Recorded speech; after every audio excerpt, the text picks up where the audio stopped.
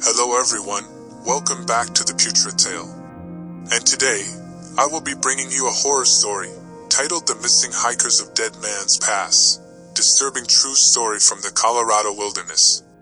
But before we get into the story, make sure you hit that subscribe button and like this video, so that I am motivated to upload horror stories every day. And this story, they were called The Silver Pine 5 by the local news. 5 experienced hikers from Denver who set off to conquer an isolated stretch of the Rockies known by locals as Dead Man's Pass. It wasn't an official trail, but word had spread in certain online hiking forums about a hidden path, offering untouched views and total isolation. It was supposed to be a weekend trip. They were never seen again.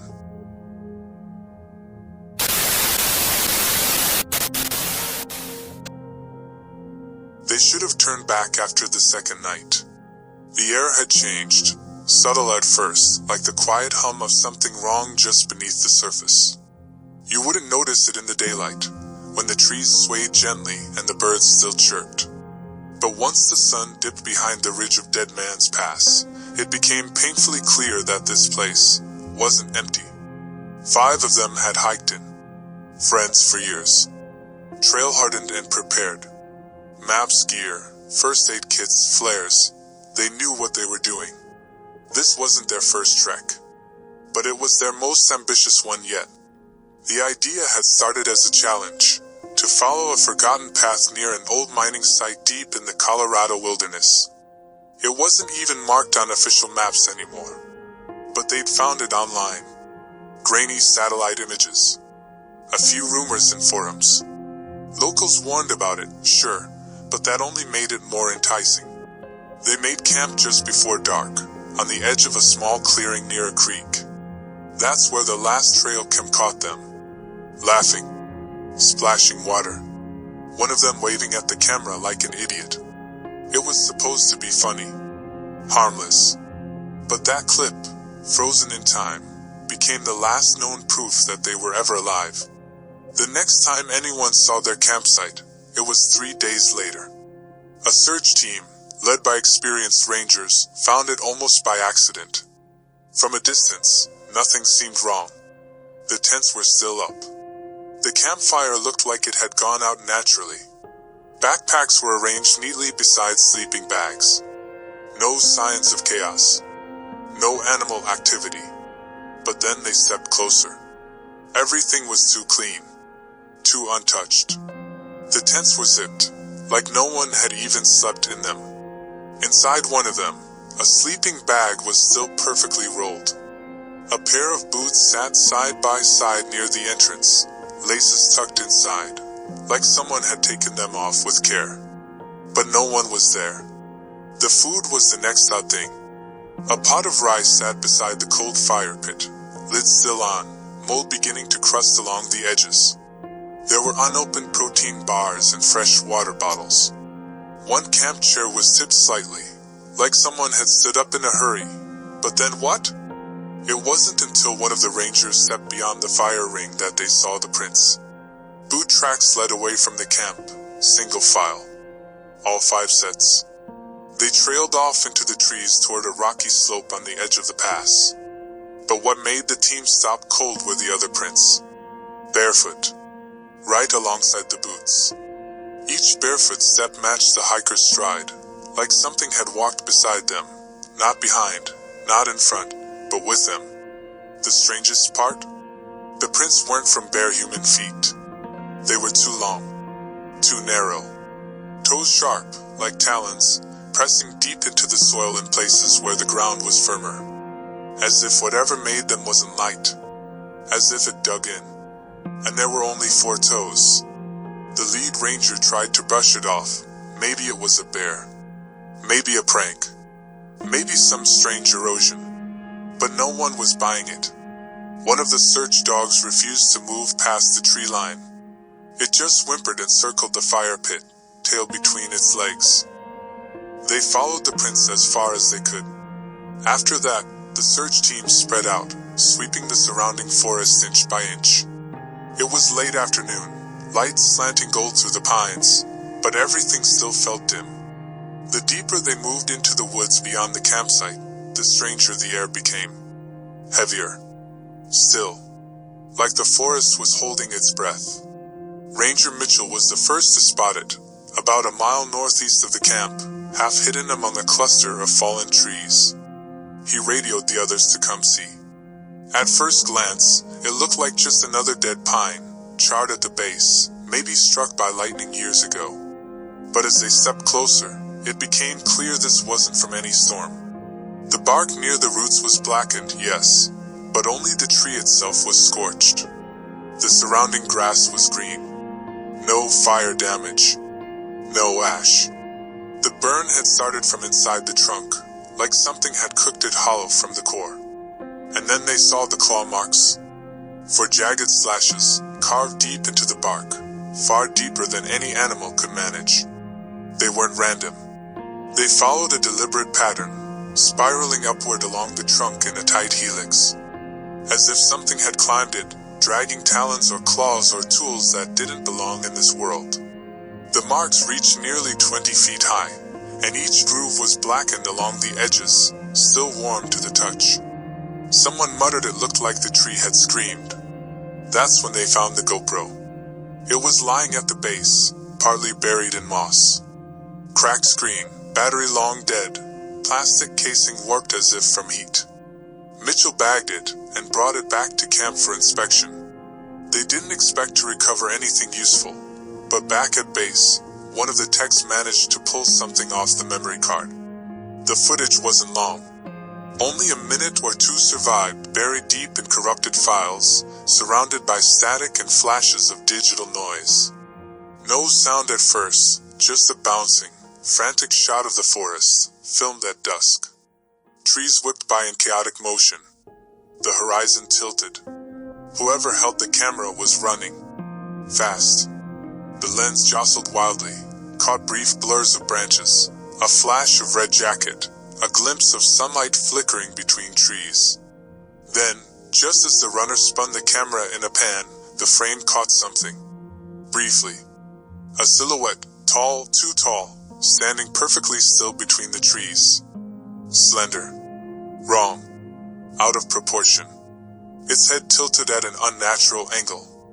It was only visible for a fraction of a second before the camera jolted again and tumbled to the ground. That's when the audio kicked in. It wasn't breathing, or footsteps, or even the crash of someone falling. It was a sound none of them could explain. A shriek, sharp and guttural, like metal grinding against bone. Deep and human, but not quite. It started as a scream and then kept rising, gaining this awful pitch that made your stomach twist just to hear it. A scream that wasn't meant for human ears. And it didn't come from the person holding the camera. It came from behind them. From the trees. Then the video ended. Static. Silence. The footage was sent to forensics, of course. Analysts combed every frame, enhanced every second, tried to stabilize the image. They couldn't clean it up much, but they all agreed on one thing. The scream wasn't one of the hikers. It didn't match any of their voices. And it didn't match any known animal.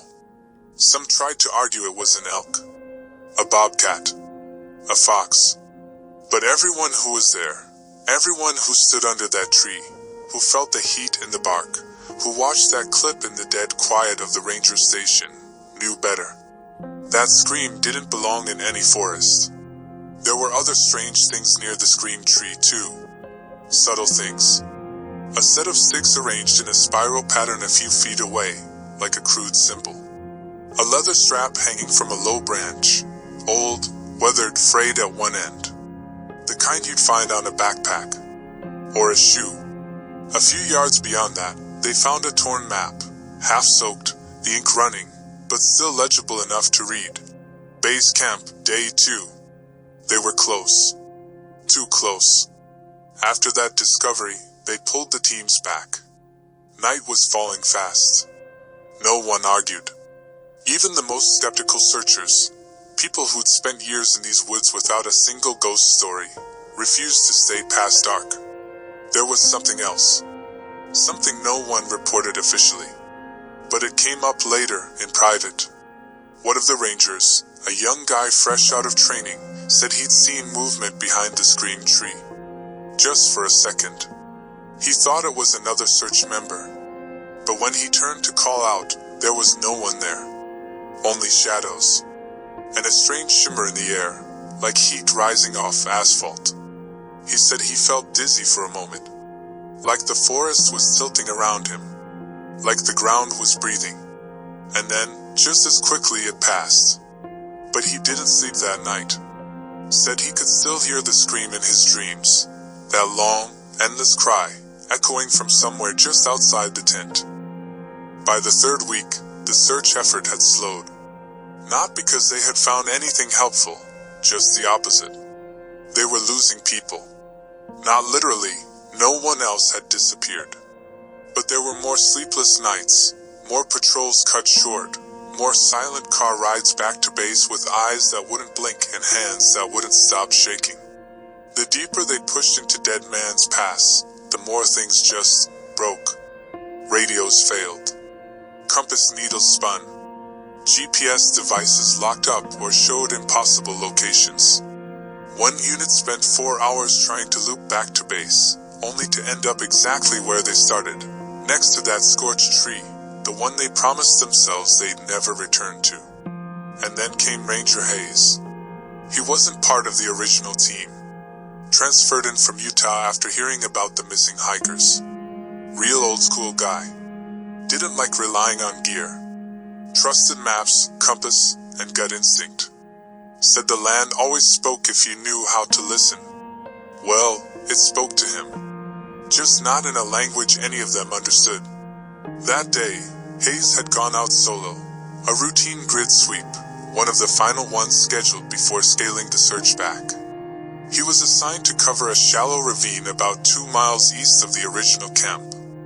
An uneventful patch on paper. No sightings, no sounds, no evidence. He didn't check in at noon, like he was supposed to. Didn't respond to radio calls either. Not unusual, static in the hills was expected. But by 2 p.m., people started to worry. They prepped a team to go after him. That's when he came back. Staggering into base, pale, sweat-soaked, eyes locked on nothing in particular.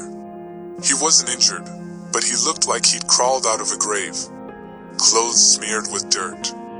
Mud up to his calves. Hands trembling. He sat down, silent for almost 10 minutes. Then, with a dry, shaking voice, he started talking. About a cabin. Hidden down in the ravine. One he swore wasn't there on the map. Said it was wedged between 2 rock walls, like it had been built where no one in their right mind would build anything. Barely visible through the trees, half collapsed, roof sagging, moss climbing up the walls. The wood looked soaked in time, like it had been sitting there decades, maybe longer. He approached it, drawn in by something he couldn't explain. Curiosity. Pressure. Maybe a whisper on the wind. He didn't know. But the closer he got, the worse it felt. The windows were blackened with soot, completely covered from the inside. The front door hung half open, swaying slightly despite the still air. And above the doorframe, strung on a faded red ribbon, were photos. Dozens of them. Black and white. Curled at the edges. Faces of men, women, even children, most dressed in old hiking gear, some in uniforms. Maybe locals. Maybe travelers. Maybe no one real. But every single one had something in common. Their eyes were scratched out. Not blurred. Not marked. Scratched deep into the paper with something sharp. Over and over until the faces looked less like people and more like masks. Hayes said he stepped inside. Just for a moment. The smell hit him first. Rot, sweat, old blood. The air was thick and still, like it hadn't been breathed in decades. Dust floated like it was alive. The room was dim, light slipping through the cracks in the wood like weak veins of gold. And in the far corner, against the back wall, he saw them. Boots stacked neatly. Rows and rows. Different sizes.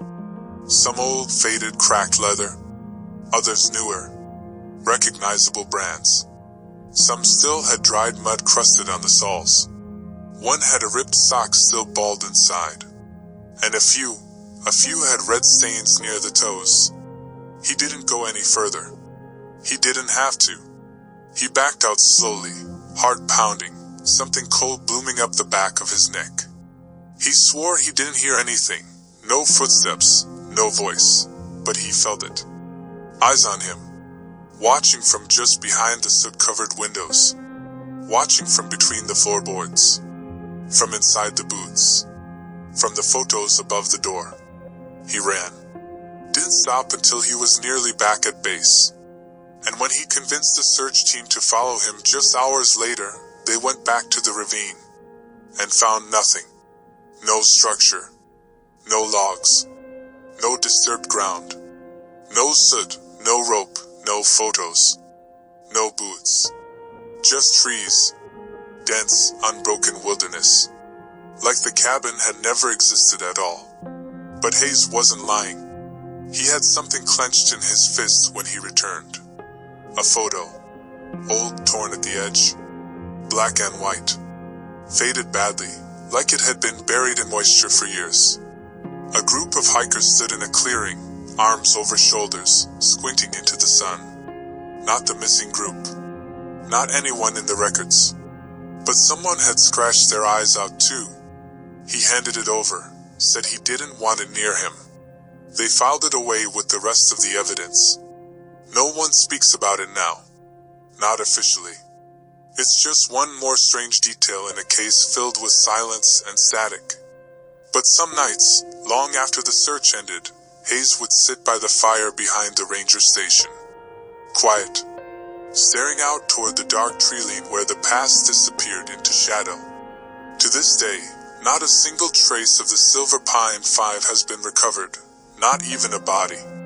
Locals refuse to hike Dead Man's Pass, and old-timers say the trail was cursed long before the hikers disappeared. They say you can still hear voices in the trees when the wind dies down, calling your name, one by one.